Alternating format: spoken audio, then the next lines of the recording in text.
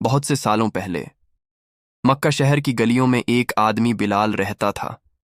اس نے غلامی میں پیدا ہو کر بھی اسلام کو قبول کر لیا۔ اس کا مالک امیہ بن خلف ایک ظالم شخص تھا جو بلال کو سخت زندگی گزارنے پر مجبور کرتا تھا۔ اسلام کے لیے اپنے نئے ایمان کے باوجود بلال نے سختیوں کا سامنا کیا۔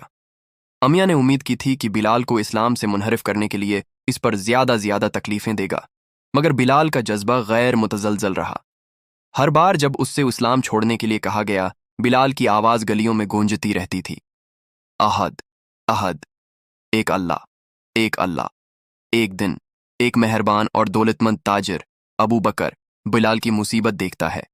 بلال کے استقامت بھرے ایمان نے ابو بکر کو اس کی آزمائشوں کا شہید بنا دیا۔ ابو بکر نے فیصلہ کیا کہ وہ بلال کی آزادی خرید لیں گے۔ بلال اب غلام نہیں بلکہ آزاد شخص ہو گیا اور اس کا دل شکریہ اور اسلام کی خدمت میں مصروف ہوا۔ بلال نے پیغمبر محمد صلی اللہ علیہ وآلہ وسلم کے قریبی ہمراہ بن کر ایک اہم چہرہ بنا لیا۔ ان کی خوبصورت آواز نے ہر کسی کو متاثر کر دیا۔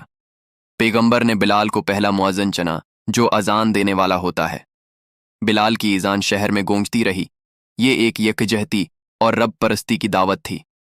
اسلام کی تشہیر کے ساتھ ساتھ بلال نے پیغمبر کے ساتھ کئی جنگوں میں شرکت کی اور اپنی بے خودی اور وفاداری ظاہر کی۔ پیغمبر کی وفات کے بعد بلال نے اسلامی جماعت کی خدمت جاری رکھی اور برابری اور انصاف کے اصولوں کو عمل میں لاتے رہے۔ آخری دنوں میں بلال نے دمشق میں ایک سکون بھری زندگی چنی جو مکہ کی ہل چلاکت سے بہت دور تھی۔ وہ اپنے بازوئے حریت کے سفر پر غور کرتا رہا، غلامی سے آزادی، زیادہ تکلیفوں سے فاتحہ تک کا سفر۔ جب بلال نے 6 میں اس دنیا کو الوداع کہا تو اس کا ورثہ زندہ رہا، ایمان کی طاقت اور اسلامی راستے کی ترقی کا نمائندہ۔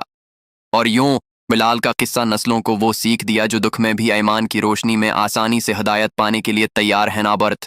اس کہانی سے ہمیں یہ سیکھنے کو ملتا ہے کہ حقیقت پر یقین رکھنا اور خدا کے حکم پر عمل کرنا ہمیشہ سے بہتر ہوتا ہے۔ حضرت نوح علیہ السلام نے اپنے پروردگار کی باتوں پر یقین رکھا اور اس نے اپنے قوم کو نجات دلانے کے لیے سب کچھ کر دیا۔